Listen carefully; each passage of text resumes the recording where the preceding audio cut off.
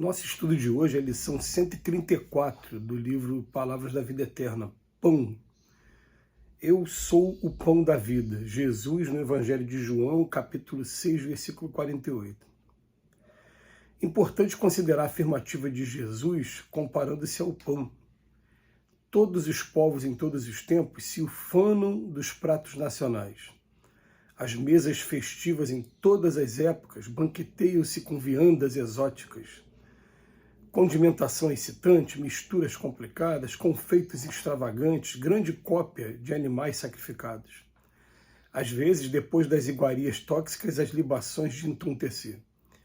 O pão, no entanto, é um alimento popular, ainda mesmo quando varia nos ingredientes que o compõem e nos métodos de confecção em que se configura. É constituído de farinha amassada e vulgarmente fermentada e que, depois de submetido ao calor do forno, se transforma em fator de sustento mundial.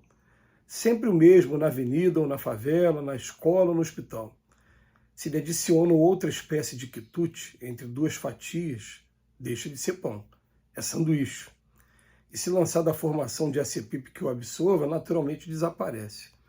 Pão é invariavelmente pão. Quando alguém te envolva no confete da desonja, insuflando-te vaidade, não te deis a superestimação dos próprios valores. Não te acredites em condições excepcionais e nem te situe acima dos outros. Abraça nos deveres diários o caminho da ascensão, recordando que Jesus, o enviado divino e governador espiritual da terra, não achou para si outra imagem mais nobre e mais alta que a do pão puro e simples. A gente fica impressionado com a capacidade do Emmanuel de estar dentro dos assuntos que parecem ser mais simples, ele está extraindo elementos de conteúdo moral preciosíssimo para a nossa análise. Porque quando a gente ouve falar, que Jesus diz que ele é o pão da vida, o pão, para a gente, simplesmente significa alimento. E a gente até faz a questão de lembrar que não é nem só o pão físico, mas principalmente o pão espiritual, que quando a gente vai estudar a passagem da multiplicação dos pães, estudiosos eles concordam que, na verdade, essa multiplicação ela não é impossível de acontecer. Não é impossível de acontecer porque há pouco tempo na Índia, Sai Baba dava demonstrações de materializações, de multiplicação de alimento. Ela não é impossível. Mas deixa ele também bem claro que, na verdade, as pessoas ficavam saciadas de ouvir o mestre do magnetismo suave que envolvia todos, né?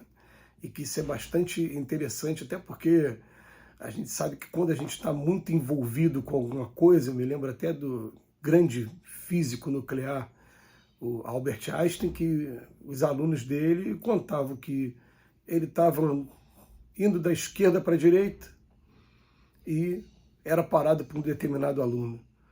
E o aluno tirava uma dúvida, fazia uma pergunta qualquer para ele, quando terminava de responder, ele virava para o aluno e falava: quando você me encontrou, eu estava indo para a esquerda ou para a direita?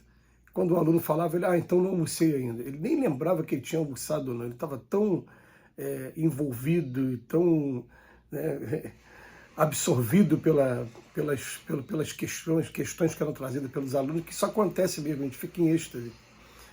E no estudo dessa passagem da multiplicação dos pães, é isso que a gente observa lá no texto. Quem estava ouvindo estava em êxtase também.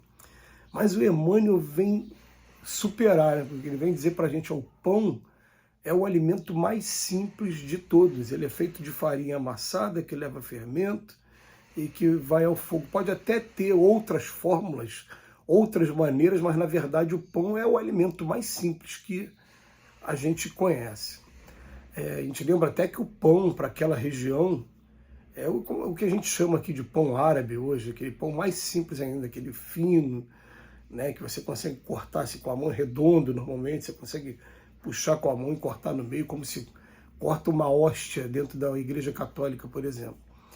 Que esse pão que a gente come hoje aqui, né, ele é o pão francês, mas também ele tem uma fórmula também que é muito simples também.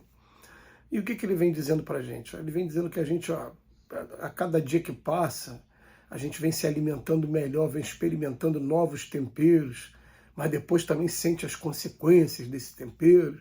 Ele vem dizer para a gente, ó, quando sente o tempero, a gente tem que fazer as dietas necessárias para voltar simplesmente para o pão, para aquele alimento que é mais simples e que não vai fazer tão mal assim para a gente. Hoje tem gente até abandonando o pão por conta do carboidrato para indo para as frutas, procurando ter uma alimentação puramente frugal. Mas tanto o pão como as frutas também não têm ainda a participação da carne animal. Mas a questão é de pegar o símbolo do que está acontecendo. Jesus é o pão, é o alimento mais simples que tem e também ele é um alimento completo. É um alimento completo porque eu sou o caminho, a verdade e a vida, e ninguém vem ao Pai senão através de mim. Quando a gente lê isso a primeira vez, a gente tem até, vamos botar assim, parece uma prepotência. É porque a gente vai ouvir isso do Cristo, que a gente já tem um conhecimento da sua história e tem toda uma mística de autoridade através do nome do Cristo. Falo mística de autoridade porque, na verdade, quando ele esteve aqui com a gente, ele não foi autoridade nenhuma. Ele foi o maior revolucionário de todos os tempos, mas ele não tinha uma pedra onde encostar a cabeça, não tinha patrimônio, e foi o maior exemplo de amor, o guia e modelo da história da humanidade. A autoridade ele não foi, mas a gente cria essa mística toda, a gente respeita essa frase, mas hoje se qualquer pessoa que a gente conhecer falar assim, eu sou o caminho, a verdade, a vida, você vai olhar para a pessoa e falar, meu Deus, essa pessoa está obsidiada, né? Mas quem estava falando é o Cristo, e depois ele explica. Quando eu falo, eu sou o caminho, quem pratica o que eu estou trazendo como boa nova, né, como diz lá no poço para o samaritano, está bebendo da água que vai matar sua sede para sempre, vai trazer a felicidade eterna, vai fazer você sair desse círculo de mundos materiais, adentrar na vida espiritual, onde ainda tem muita coisa para a gente fazer mesmo. Mas enquanto a gente estiver longe dele, longe desse alimento mais simples, a gente fica buscando alimentos complicados. E para entender isso é até interessante, eu gosto sempre de trazer esses exemplos, porque a gente gosta muito de estudar as obras de André Luiz. E nas obras de André Luiz, volta e meia, o espírito André Luiz, ele vai fazer algum trabalho. Antes de fazer o trabalho, é claro, tem sempre a parte teórica, orientações. E volta e meia aparecem espíritos superiores para se comunicar, né, com eles, dando orientação.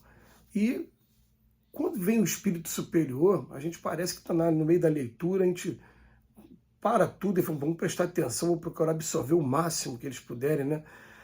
Aí é feita uma pergunta, e normalmente aquelas perguntas longas, esperando que ele vá falar também de maneira longa, e de repente ele simplesmente pega assim um papiro e lê um versículo bíblico e depois tece um comentário só sobre aquele versículo bíblico, pequenininho, bem sucinto, bem resumido, bem objetivo.